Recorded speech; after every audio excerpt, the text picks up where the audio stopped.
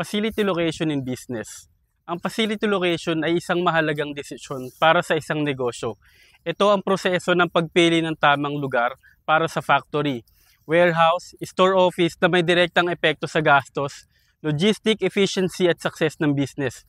Kung mali ang napiling lokasyon, pwedeng tumaas ang expense, bumagal ang deliveries, o mahirapan makuha ang tamang workforce. Kaya bago mag-decide, kailangan pag-isipan ng mabuti ang iba't ibang factors.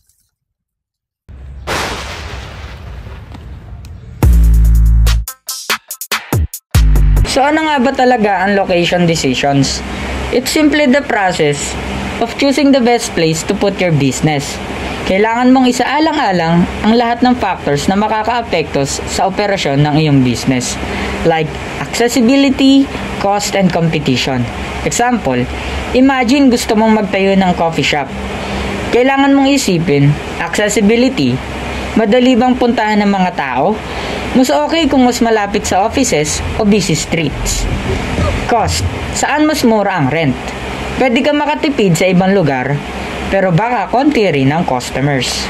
Competition, maraming bang ibang coffee shops sa area?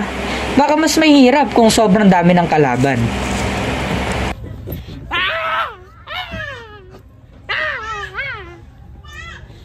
Factors affecting location decisions. For manufacturing products, proximity to raw materials. Malapit ba sa supplier ng raw materials? Mas mura ang transportasyon, mas mababa ang cost ng production. Labor availability. May sapat ba na skilled workers sa area? Mahalaga ito para sa smooth operations. Transportation and infrastructure. Madali ba ang transportasyon ng mga produkto? May maayos ba na kalsada, port o airport? Government incentives. May mga incentives ba ang local government para sa mga manufacturers? Example, imagine you're setting up a factory that makes furniture. You need to consider factors like access to wood, skilled carpenters, and good transportation for delivering the furniture to customers. For service products, customer accessibility. Malapit ba sa target market? Mas madaling ma-access ng mga customers ang iyong business. Competition. Marami ba ang competitor sa area? Kailangan mong mag-isip ng ways para ma-differentiate ang iyong business. Cost of operation. Mas mahal ba ang rent sa area?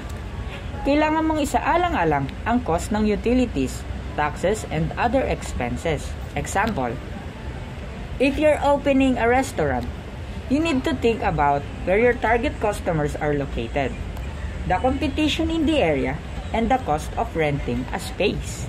Ang pagpili ng tamang lokasyon para sa planta ng isang business or kumpanya ay isang crucial na desisyon na makakaapekto sa long-term success ng company. Ang tamang site ay makakatulong sa pagpapababa ng cost, pagpapabilis ng operation at pagpapalakas ng competitive edge ng isang business or kumpanya. Pero kung mali ang pagpili, pwedeng tumaas ang gastos, magkaroon ng logistical challenge at magkaroon ng problema sa compliance.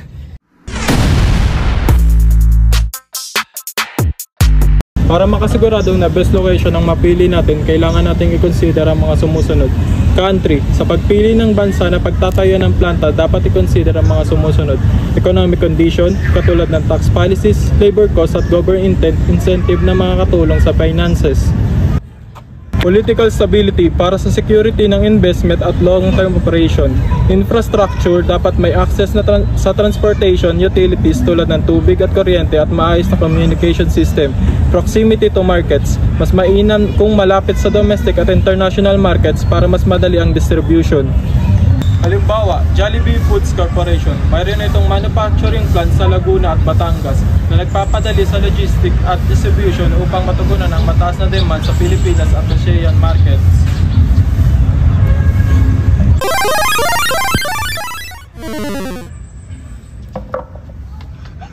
Sa pagpili ng district o region ng iyong planta, dapat i-consider ang mga sumusunod. Raw material availability. Kung malapit tayo sa sources ng raw materials, mas mababa ang transport costs. Labor ability. Sa pagpili ng district o region, Ulit, wag mo na i-cut Sa pagpili ng district o region ng iyong planta, dapat i-consider ang mga sumusunod. Raw material availability. Kung malapit tayo sa sources ng raw materials, mas mababa ang transport costs. Labor availability. Dapat may sapat na supply ng skilled or unskilled workers depende sa needs ng planta. Logistics. Kailangan accessible via roads, railways, or ports para mas efficient ang supply chain. Example, San Miguel Brewery, Laguna Plant ay malapit sa sources ng raw materials kaya mas mahaba ang transport cost, may sapat na skilled at unskilled labor, sumusunod sa environmental regulation at may mahusay na logistics access sa highway at ports para sa mas epektibong supply chain. Specific plant location. Sa pagpili ng specific plant location, kailangan i-consider ang mga sumusunod. Land suitability. Dapat flat at well-drained ang lupa at kayang nitong suportahan ng construction. Cost of land. Dapat pasok sa budget at worth it ang investment. Utilities and services. Importante ang stable na supply ng tubig, kuryente at maayos na waste disposal system.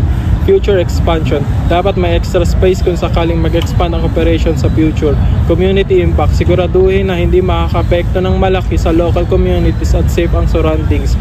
Example, ang Coca-Cola plant sa Santa Rosa, Laguna ay tinayo sa flat at well-drained na lupa na pasok sa investment budget. Mayroon itong suitable utilities, maayos na waste disposal, espasyo para sa expansion at sumusunod sa environmental regulation upang mabawasan ang epekto sa lokal na komunidad.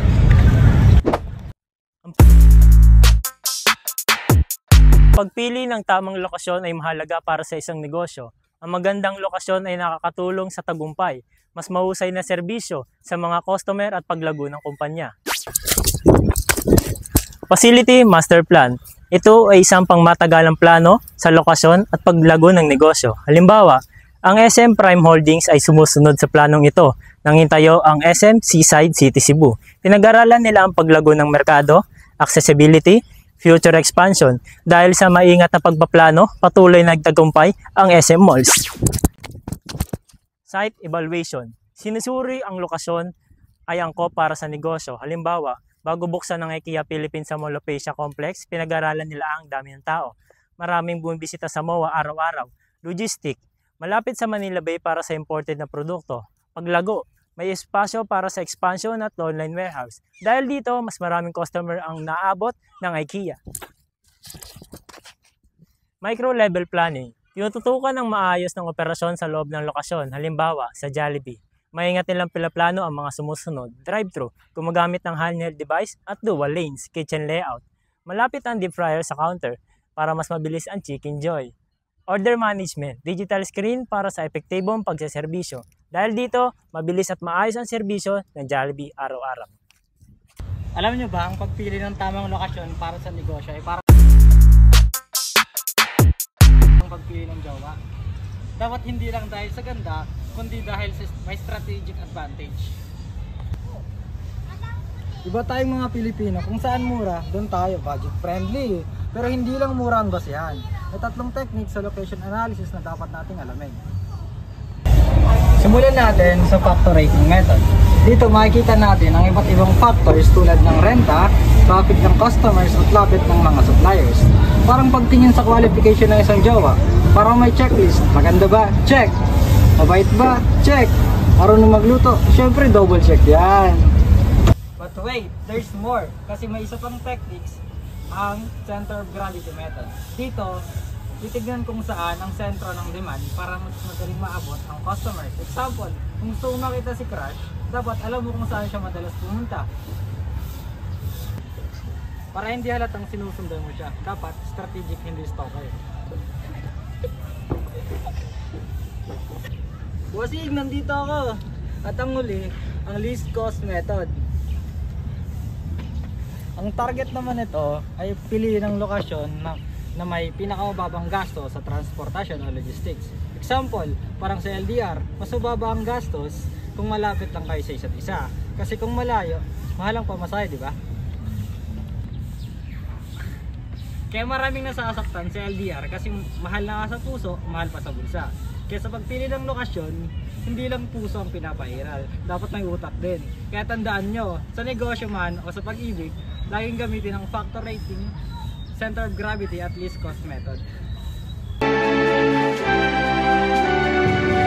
Mua.